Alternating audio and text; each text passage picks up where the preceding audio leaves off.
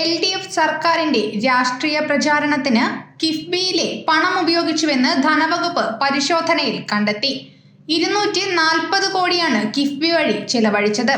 ഇതിൽ 140 കോടിയും നിയമസഭാ തിരഞ്ഞെടുപ്പിന് മുന്നോടിയായി നടത്തിയ പ്രചാരണത്തിനാണെന്ന് പ്രാഥമിക പരിശോധനയിലെ കണ്ടെത്തൽ. ഇവയെല്ലാം നിയമപ്രകാരം കിഫ്ബിക്ക് ചെലവഴിക്കാൻ കഴിയുന്നതാണോ എന്ന് പരിശോധിച്ച് നടപടി സ്വീകരിക്കാനാണ് സർക്കാരിന്റെ തീരുമാനം. തിരഞ്ഞെടുപ്പിന് തൊട്ടു മുൻപ് സർക്കാരിന്റെ നേട്ടങ്ങൾ വാട്സപ്പ് സന്ദേശമായി എത്തിക്കുന്നതിന് കിഫ്ബി 50.87 ലക്ഷം നൽകിയിട്ടുണ്ട്. സാമൂഹിക മാധ്യമങ്ങളിൽ 2 മാസം പ്രചാരണം നടത്തുന്നതിന് 10.31 കോടിയാണ് നൽകിയത്.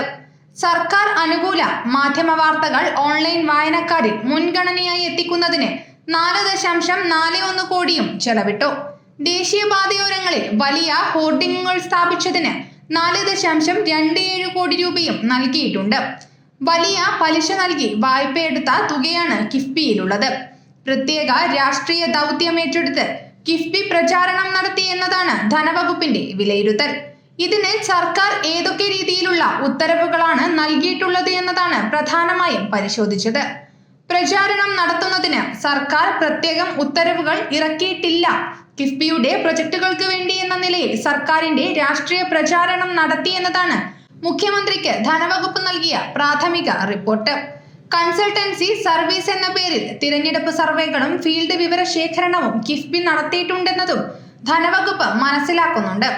ഇത് ഏതൊക്കെ ഏജൻസികളിലൂടെയാണ് നടത്തിയതെന്നും പണം ഏത് ഹെഡിലാണ് കാണിച്ചിട്ടുള്ളതെന്നുമുള്ള പരിശോധന പൂർത്തിയാക്കിയിട്ടില്ല.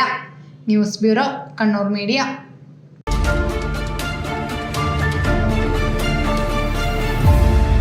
വിവാഹ പർച്ചേസുകൾക്ക് കുറഞ്ഞ പണിക്കൂലിയിൽ സ്വർണം മുൻകൂട്ടി ബുക്ക് ചെയ്യാൻ അഡ്വാൻസ് ബുക്കിംഗ് സ്കീം. പണിക്കൂലിയിൽ 50% വരെ ഡിസ്കൗണ്ട് നേടാൻ മൈ ഗോൾഡ് സേവിംഗ് സ്കീം. പണിക്കൂലി ഒന്നുമില്ലാതെ സ്വർണ്ണാഭരണം സ്വന്തമാക്കാൻ ഗോൾഡൻ പട്ട് സ്കീം.